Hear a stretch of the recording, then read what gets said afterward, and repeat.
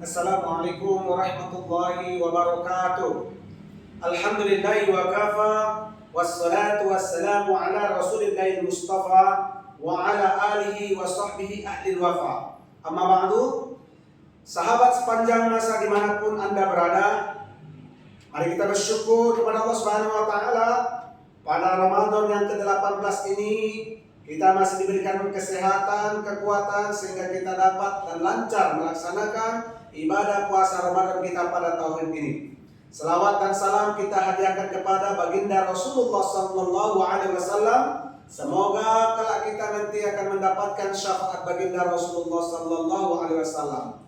Sahabat sepanjang masa dimanapun Anda berada, pada tema kali ini saya mengajak sahabat sepanjang masa mendengarkan tausiah Ramadan yang bertemakan tentang 4 kelalaian seorang muslim terhadap Al-Qur'annya.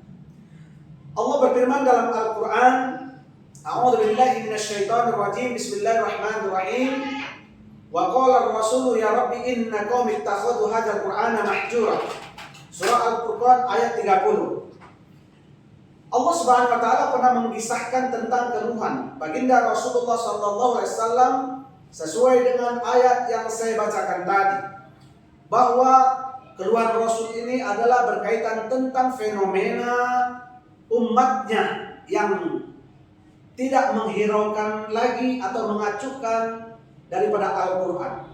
Ini berangkat daripada makna mahjura, yaitu waqala Rasul ya Rabbi. Rasul berkata, wahai Tuhanku, inna qaumi ittakhadhu hadzal Qur'ana mahjura, bahwa umatku telah menjadikan Al-Quran ini sesuatu yang tidak dipedulikan.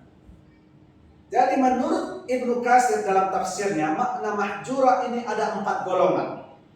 Golongan yang pertama adalah orang yang tidak membaca Al-Quran. Jadi mereka itu tidak mau membaca Al-Quran.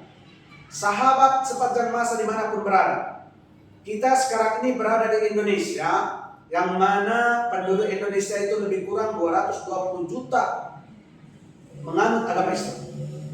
Hanya sekian persen saja yang mereka itu mau membaca Al-Quran. Selebihnya atau sekian persen yang banyaknya itu mereka tidak mau membaca Al-Quran. Nah, inilah golongan yang pertama.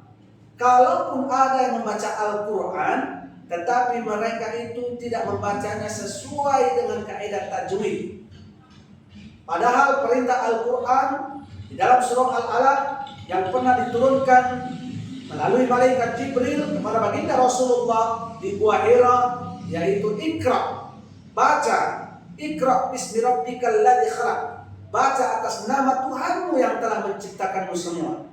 Kita disuruh atau diperintahkan dalam Al-Quran agar membaca, termasuk membaca Al-Quran dalam makna di sini. Kemudian golongan yang kedua adalah golongan orang yang tidak memahami Al-Quran. Jadi golongan yang kedua ini adalah berkaitan tentang makna mahjur.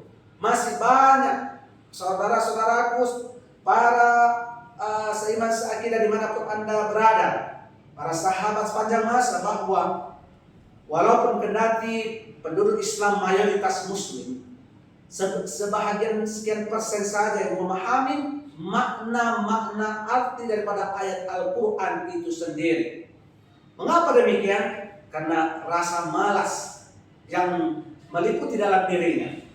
Kemudian yang ketiga, makna mahjur menurut Ibnu Katsir ini adalah masih banyak yang tidak mau mengamalkan daripada ayat Al-Quran. Sebagai contoh, wa aqimus salata wa atuz zakat.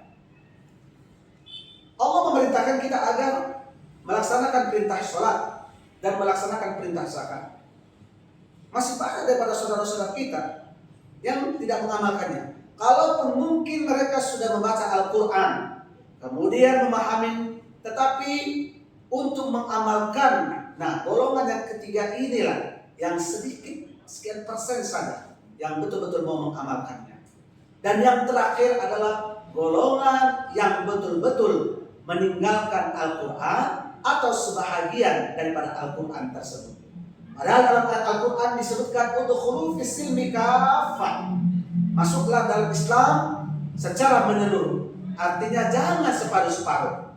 Makanya ada istilah, ada sebagian orang di bulan suci Ramadan ini mereka berpuasa, tetapi mereka meninggalkan sholat. Mereka sholat, tetapi mereka tidak mau berzakat. Nah, inilah makna daripada mahjur yang dijelaskan dalam tafsir Ibnu Katsir menurut pandangan Ibnu Katsir.